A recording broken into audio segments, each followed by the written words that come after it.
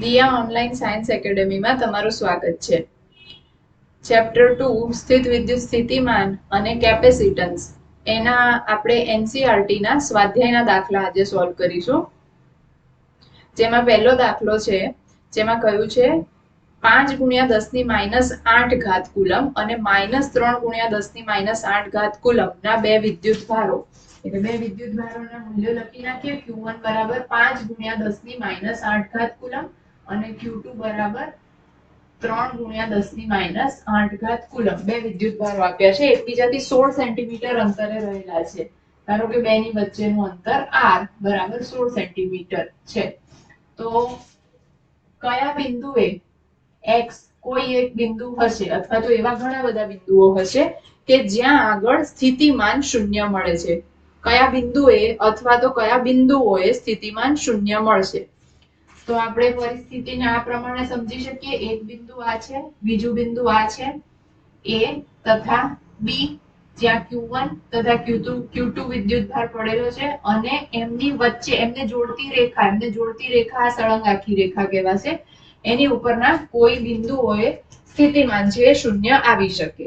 તો આપણે અત્યારે કાં તો એ બંને વિદ્યુત ભારો ધન અને ઋણ છે એટલે એમને જોડતી રેખાના કોઈ વચ્ચેના બિંદુ પર પણ સ્થિતિમાન શૂન્ય આવી શકે, અથવા તો આ તરફ ઋણ વિદ્યુત ભાર છે એ તરફ પણ સ્થિતિમાન છે એ આપણે શૂન્ય ધારો કે આવી શકે છે એમ લઈએ.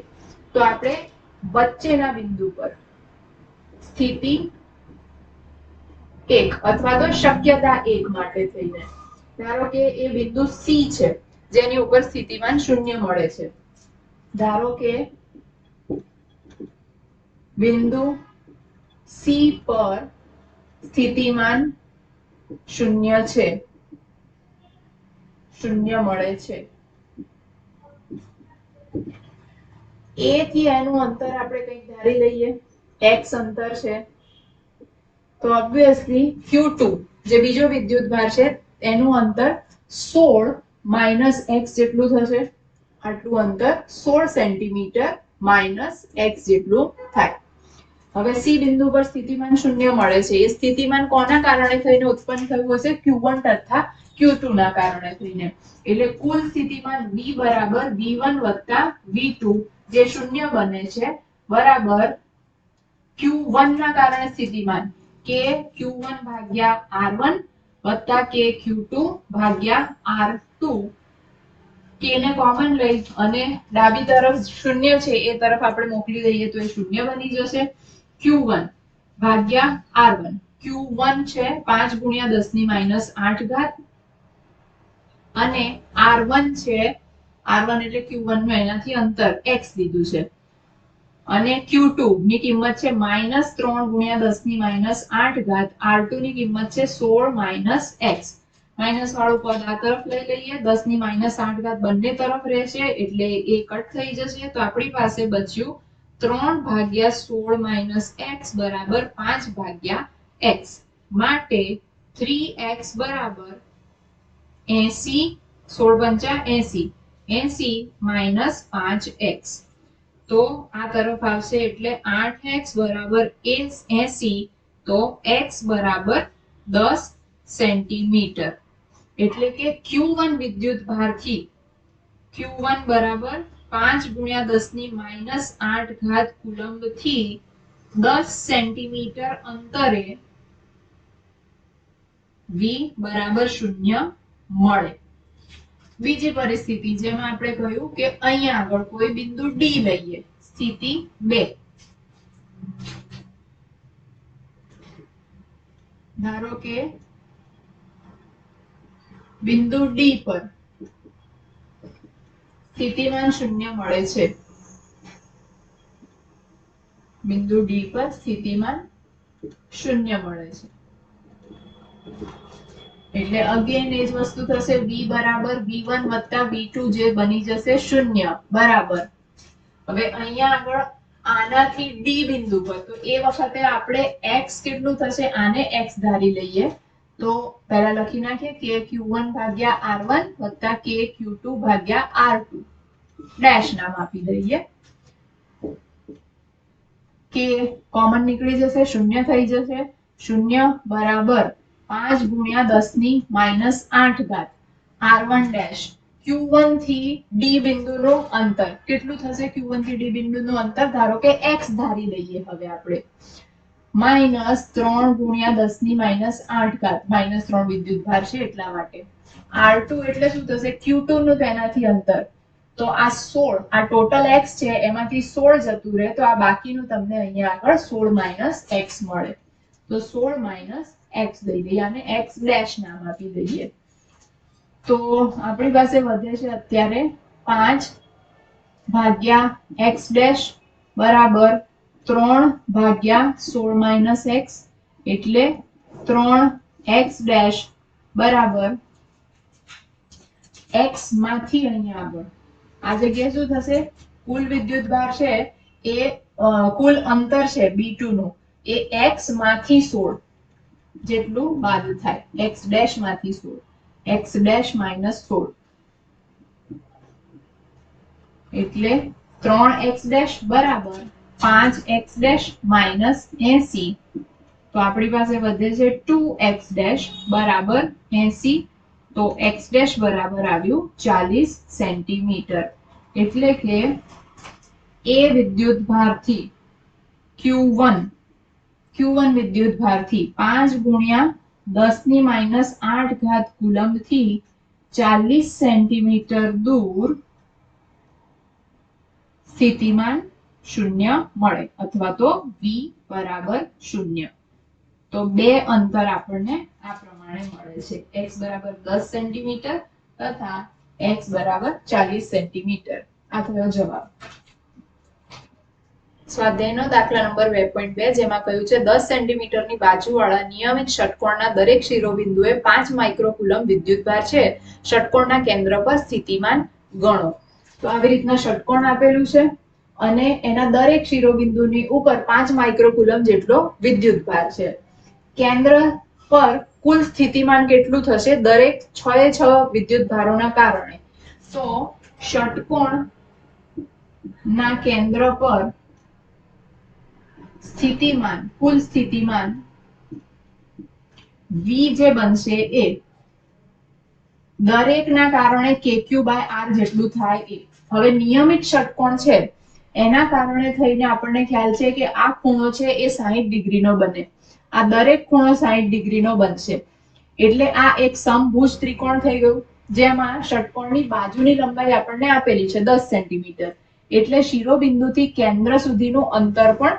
10 સેન્ટીમીટર થઈ જશે તો દરેકનું અંતર સમાન એવા દરેક v1 v2 v3 v4 v6 સુધી કરવાના છે અને દરેક સમાન હશે સમાન વિદ્યુત ભાર છે એટલે 6kq/r આટલું બનશે તમારે એટલે 6 ગુણ્યા 9 ગુણ્યા 10 ની 9 ઘાત q ની કિંમત 5 ગુણ્યા 10 ની -6 ઘાત r ની કિંમત આવશે 0.1 સેન્ટીમીટર બરાબર જવાબ આવશે 2.7 × 10⁶ વોલ્ટ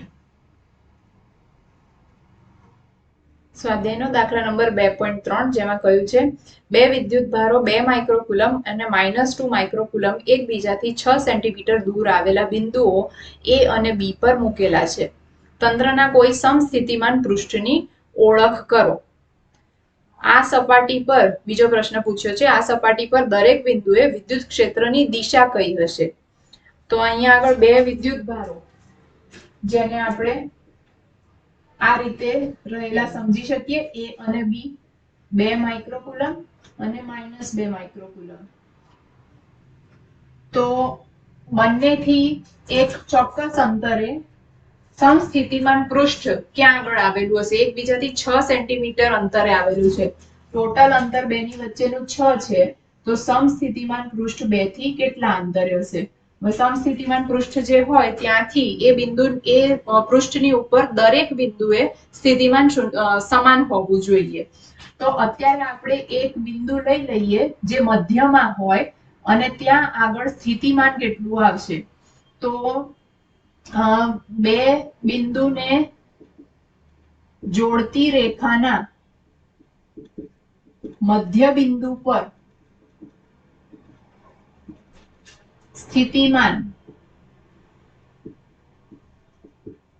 v બરાબર kq1 ભાગ્યા r1 વત્તા kq2 ભાગ્યા r2 બરાબર k q1 ની કિંમત છે 2 ગુણ્યા 10 ની માઈનસ 6 ઘાત, k ની પણ કિંમત લખી નાખીએ 9 ગુણ્યા 10 ની 9 ઘાત છેદમાં r1. આનું અહીંયાથી મધ્ય બિંદુથી અંતર 3 સેન્ટીમીટર 0.03 અને આ છે માઈનસમાં 9 ગુણ્યા 10 ની 9 ઘાત 2 ગુણ્યા 10 ની માઈનસ 6 ઘાત છેદમાં 0.03. તો આ બની ગયું 0. હવે આવું જ અંતર આપણે આટલા અંતરે પણ આવું જ એક બિંદુ અહીંયા પણ આપણે વિચારી શકીએ, અહીંયા પણ વિચારી શકીએ.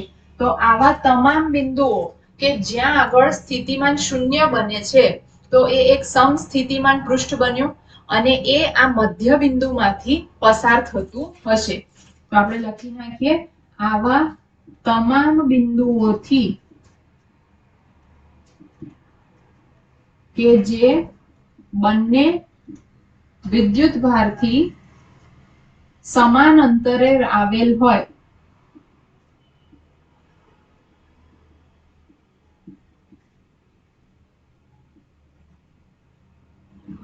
તેમને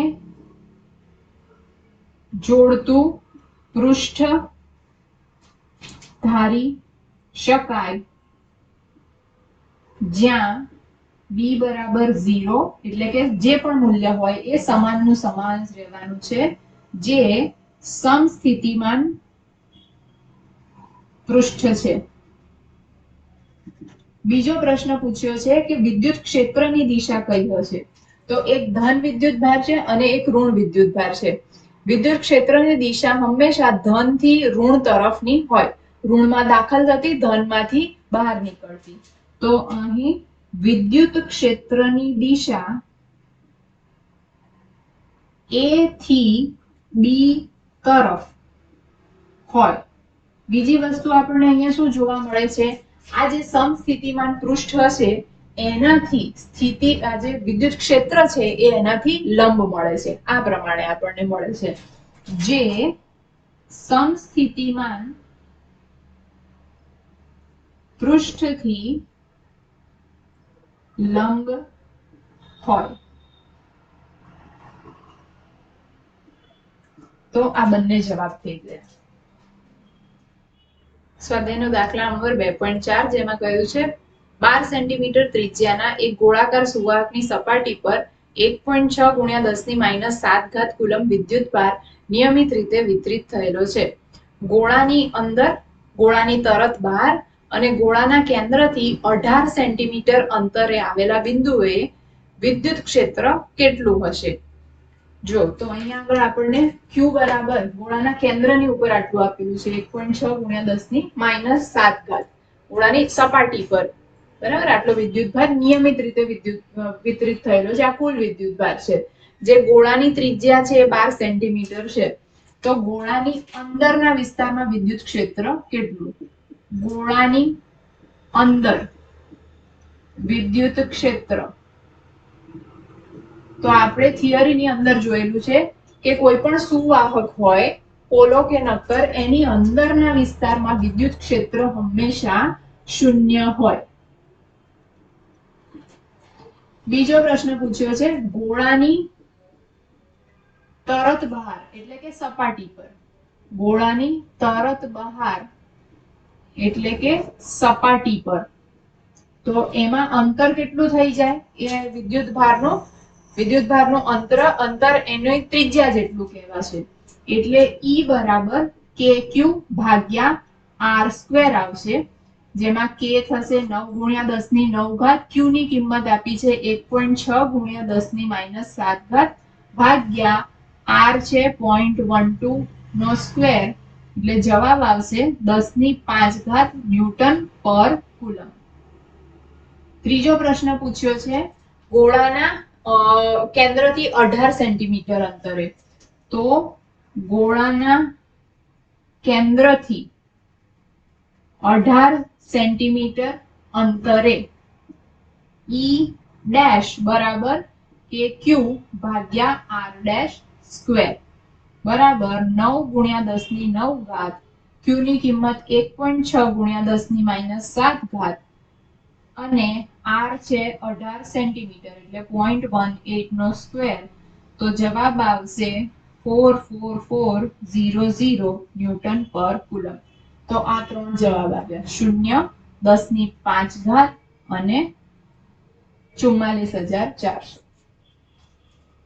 સ્વાધ્યાયનો દાખલા નંબર 2.5 જેમાં કહ્યું છે પ્લેટો વચ્ચે હવા હોય તેવા સમાંતર પ્લેટ કેપેસિટરનું કેપેસિટન્સ 8 પીકોફેરેડ છે.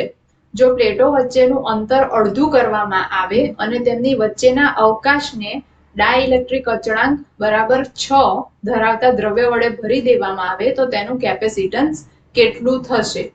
બરાબર, તો પહેલા જે કેપેસિટન્સ છે જ્યારે બે પ્લેટની વચ્ચે હવા છે એ વખતે 8 ગુણ્યા 10 ની -12 ઘાત જેટલું છે કેપેસિટન્સ. તો એ વખતે હું લખી દઉં જ્યારે પ્લેટ્સ વચ્ચે હવા હોય ત્યારે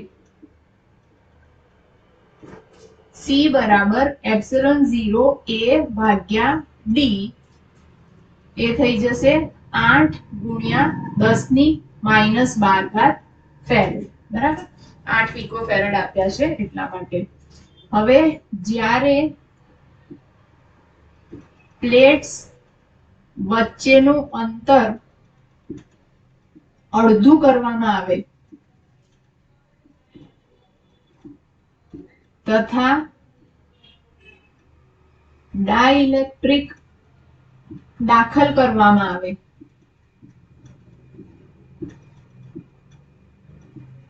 ત્યારે શું બનશે કે નવું કેપેસિટન્સ મળશે જે જૂના કેપેસિટન્સ કરતા C ગણું હશે.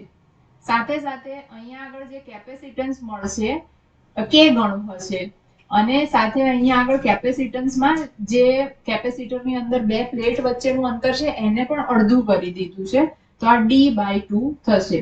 K ની કિંમત અત્યારે પછી આપણે મૂકીએ, પહેલા આપણે સૂત્રને થોડુંક રીઅરેન્જ કરી લઈએ.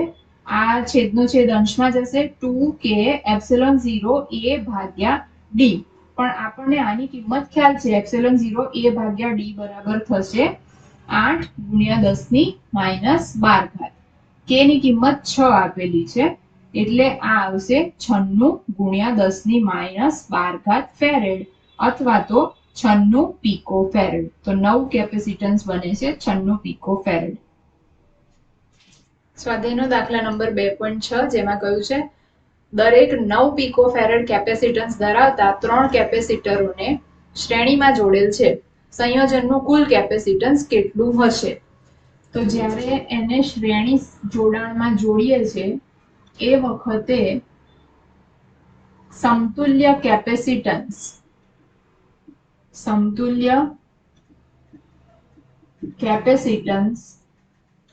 1/C ઇક્વિવેલેન્ટ બરાબર 1/C1 વત્તા 1/C2 વત્તા 1/C3 જે સમાન જ છે એટલે 1/9 પ્લસ 1/9 પ્લસ 1/9 એટલે કે 3/9 એટલે કે 1/3 એટલે C ઇક્વિવેલેન્ટ તમારે આવે 3 પીકોફેરેડ. આ સમતુલ્ય કેપેસિટન્સ તમને મળ્યું. હવે પૂછ્યું છે કે આને જો 120 વોલ્ટના સપ્લાયની સાથે જોડવામાં આવે તો દરેક કેપેસિટર ના બે પ્લેટ વચ્ચેનું સ્થિતિમાન કેટલું થશે? V1 V2 અને V3 કેટલા કેટલા બનશે? તો કેપેસિટરની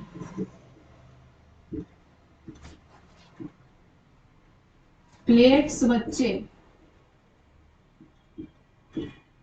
નું કુલ સ્થિતિમાન V બરાબર V1 વત્તા V2 વત્તા V3 બનશે. જેટલું પણ સપ્લાય આપણે આપીએ છીએ વિદ્યુત સ્થિતિમાનનો તફાવત એ શ્રેણીમાં વહેંચાઈ જશે એટલે V બરાબર V1 વત્તા V2 વત્તા V3 બનશે. હવે અહીંયા આગળ આ દરેકનું મૂલ્ય સમાન આવશે કારણ કે C સમાન છે એટલા માટે. તો 3V1 હું લખી દઈ શકું, 120 વોલ્ટ છે એ 3V1 તરીકે વહેંચાઈ જશે. તો V1 તમારે આવશે 40 વોલ્ટ. V1 V2 V3 બધા જ સમાન છે.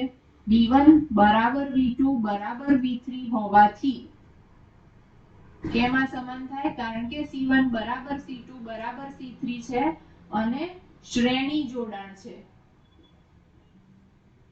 એટલા માટે. તો V1 V2 V3 સમાન આવ્યા તો તમારે V2 ની કિંમત પણ 40 વોલ્ટ આવશે અને V3 ની કિંમત પણ 40 વોલ્ટ આવશે. આ થઈ ગયા એના જવાબ. સમતુલ્ય કેપેસિટન્સ હતો 3 પિકોફેરેડ. V દરેક પ્લેટની વચ્ચે આવ્યો 40 વોલ્ટ. સ્વાધ્યાયનો દાખલા નંબર 2.7 જેમાં કહ્યું છે 2 પિકોફેરેડ 3 પિકોફેરેડ અને 4 પિકોફેરેડ કેપેસિટન્સના 3 કેપેસિટરોને સમાંતરમાં જોડેલ છે. સંયોજનનું કુલ કેપેસિટન્સ કેટલું? જો આ સંયોજનને 100 વોલ્ટ સપ્લાય સાથે જોડવામાં આવે તો દરેક કેપેસિટર પરનો વિદ્યુત ભાર શોધો. શું છે અહીંયા આગળ? 3 કેપેસિટર એમને સમાંતરમાં જોડ્યા છે. 2, 3 અને 4 પિકોફેરેડના છે. તો સમાંતર કેપેસિટન્સમાં સમતુલ્ય કેપેસિટન્સ જે બનશે સમાંતર જોડાણમાં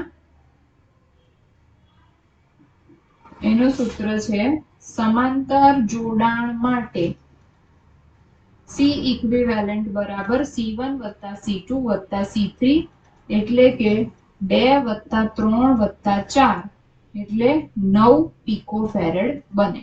આ પહેલો જવાબ. પછી બીજું પૂછ્યું છે દરેક પર કેટલો વિદ્યુત ભાર જે છે એ મળશે.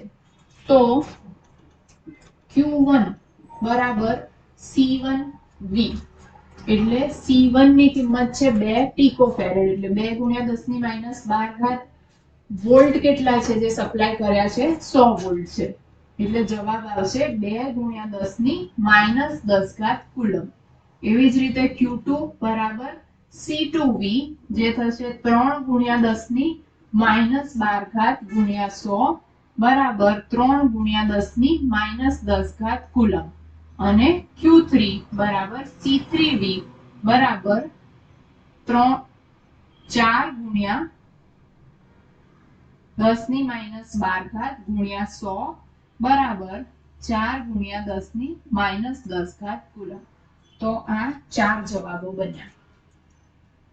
સ્વાધ્યાયનો દાખલા નંબર 2.8 જેમાં કહ્યું છે 2 પ્લેટ વચ્ચે હવા હોય તેવા સમાંતર પ્લેટ કેપેસિટરમાં દરેક પ્લેટનું ક્ષેત્રફળ 6 × 10⁻³ મીટર સ્ક્વેર અને 2 પ્લેટો વચ્ચેનું અંતર 3 mm છે. આ કેપેસિટરનું કેપેસિટન્સ ગણો. જો આ કેપેસિટરને 100 વોલ્ટ સપ્લાય સાથે જોડવામાં આવે તો તેની દરેક પ્લેટ પરનો વિદ્યુત ભાર કેટલો હશે? તો અહીંયા આપણે સમાંતર પ્લેટ કેપેસિટર માટે સમાંતર પ્લેટ કેપેસિટર માટે C બરાબર ε0A/d બરાબર 8.85 × 10⁻12 A નું મૂલ્ય 6 × 10⁻³ અને d 3 mm છે એટલે 3 × 10⁻³ મીટર 3 × 10⁻³ મીટર. જવાબ એનો આવશે 17.7 × 10⁻12 ફેરેડ એટલે લખી શકીએ 17.7 પિકોફેરેડ. પછી પૂછ્યું છે દરેક પ્લેટ પરનો વિદ્યુત ભાર કેટલો હશે? Q. તો Q બરાબર પ્લેટ પરનો વિદ્યુત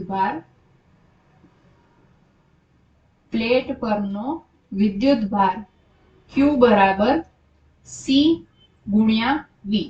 તો C છે 17.7 અને V નું મૂલ્ય 17.7 × 10⁻12 અને V નું મૂલ્ય 100 આપેલું છે એટલે થઈ જશે 17.7 × 10⁻10 કુલમ. આ બંને જવાબ.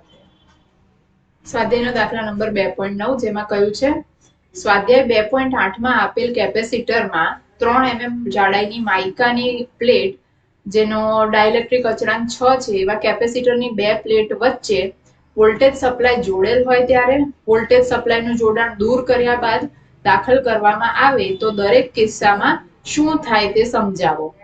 એટલે આપણે શરૂઆતમાં જે સ્વાધ્યાયનો 2.8 નો દાખલો હતો જેમાં જવાબ આવ્યો છે 17.7 પીકો ફેરેડ એ કિંમત આપી દીધેલી કહેવાય. તો 17.7 ને આપણે લગભગ બરાબર 18 પીકો ફેરેડ ધારી શકીએ, એટલે કે 18 ગુણ્યા 10 ની -12 ફેરેડ. ડી આપ્યું છે અને કે આપ્યું છે. તો નવું કેપેસિટન્સ આ દાખલ કરવાના કારણે થઈને શું બનશે? તો મને વોલ્ટેજ સપ્લાય જોડેલો હોય ત્યારે, તો વોલ્ટેજ સપ્લાય જોડેલો હોય ત્યારે વોલ્ટેજ સપ્લાય જોડેલ હોય ત્યારે શરૂઆતમાં જે વી છે એ 100 વોલ્ટ થશે. સી છે એ શું બની જશે? સી બરાબર કે ઇન્ટુ સી, જે શરૂઆતનું છે એ. કે નું મૂલ્ય છે 6 અને સી નું મૂલ્ય છે 18 ગુણ્યા 10 ની -12 ફેરેડ. એટલે આ કિંમત થઈ જશે તમારે 108 ગુણ્યા 10 ની -12 ફેરેડ. આ સી આવ્યો નવો. હવે ક્યુ બરાબર સી ઇન્ટુ વી. તો સી ની કિંમત છે 108 ગુણ્યા 10 ની -12. વી નું મૂલ્ય છે 100 વોલ્ટ નું જોડાણ જોડેલું છે, તો 108 ગુણ્યા 10 ની -10 કુલમ. આ જવાબ આવ્યો. પછી જોડાણ દૂર કરતા જોડાણ દૂર કરીએ તેમ છતાં પણ ક્યુ જે નવું બનશે એ પહેલાના જેટલું જ રહેશે, એટલે કે 108 ગુણ્યા 10 ની -10 કુલંબ જ રહેશે. પછી વી છે એની ઉપર અસર થશે. વી કેટલું થઈ જશે? તો કે માં ભાગનું થઈ જાય. તો વી ડેશ બરાબર વી ડેશ ની કિંમત હતી આપણે અહીંયા આગળ 100 ભાગ્યા 6, એટલે એ જવાબ આવશે 16.67 વોલ્ટ. આ વી ડેશ નું આવ્યું. સી પણ તમારે સી ડેશ જેટલો જ રહેશે, એટલે કે 108 ગુણ્યા 10 ની -12 ફેરેડ. તો આ થઈ ગયા જવાબો. સ્વાધ્યાયનો દાખલા નંબર 2.10 જેમાં કહ્યું છે 12 પીકો ફેરેડ નું એક કેપેસિટર 50 વોલ્ટની બેટરી સાથે જોડેલું છે. કેપેસિટરમાં કેટલી સ્થિતિ ઉર્જા સંગ્રહ પામી હશે? તો સી બરાબર 12 પીકો ફેરેડ અને વી બરાબર 50 વોલ્ટ આપ્યું છે. તો કેપેસિટરમાં સંગ્રહિત ઉર્જા U બરાબર હાફ સી વી સ્ક્વેર, એટલે 1/3 સી ની કિંમત 12 ગુણ્યા 10 ની -12 અને વી બરાબર 50 નો વર્ગ, એટલે આ તમારે બની જશે 15 ગુણ્યા 10 ની -9 જૂલ. સ્વાધ્યાયનો દાખલો 2.11 જેમાં કહ્યું છે 600 પીકો ફેરેડ નું એક કેપેસિટર 200 વોલ્ટના સપ્લાય વડે વિદ્યુતભારિત કરવામાં આવે છે. પછી તેનું સપ્લાય સાથેનું જોડાણ દૂર કરવામાં આવે છે અને બીજા વિદ્યુતભારિત ન હોય તેવા 600 પીકો ફેરેડના કેપેસિટર સાથે જોડવામાં આવે છે. આ પ્રક્રિયામાં કેટલી ઉર્જા ગુમાવાઈ હશે? તો અહીંયા આગળ પહેલા એક કેપેસિટર છે એને સપ્લાય સાથે જોડેલું છે અને એના કારણે એ વિદ્યુતભારિત થાય છે. પછી એનું જોડાણ સપ્લાય સાથેથી છોડી દીધું અને બીજા એક વિદ્યુતભારિત ના હોય એવાની સાથે જોડ્યું, એટલે આ જે વિદ્યુતભારિત થયેલું કેપેસિટર હતું અગાઉનું એ નવા કેપેસિટરને ચાર્જ કરવાનું કામ કરશે, એને વિદ્યુતભારિત કરવાનું કામ કરશે. એટલે પહેલા એક જ કેપેસિટરની ઉર્જા હતી, પછી હવે બે કેપેસિટર્સની ઉર્જા છે. તો અહીંયા પૂછ્યું છે કે પહેલા હતી અને પછી જે ટોટલ થાય છે એ બેનો તફાવત કેટલો છે, કેટલી ગુમાવાઈ હશે એમ જ પૂછ્યું છે. એટલે પહેલા વધારે હશે અને પછીથી એ ઉર્જા ઓછી હશે. તો ડેલ્ટા યુ આપણે શોધવાના છે. તો પહેલા આપણે શોધી નાખીએ પ્રારંભમાં કેટલી ઉર્જા હતી. તો પ્રારંભિક ઉર્જા UI બરાબર હાફ સી વી સ્ક્વેર, કારણ કે સી અને વી આપ્યા છે તો 1/3 ગુણ્યા 600, એટલે 600 ગુણ્યા 10 ની -12 ફેરેડ.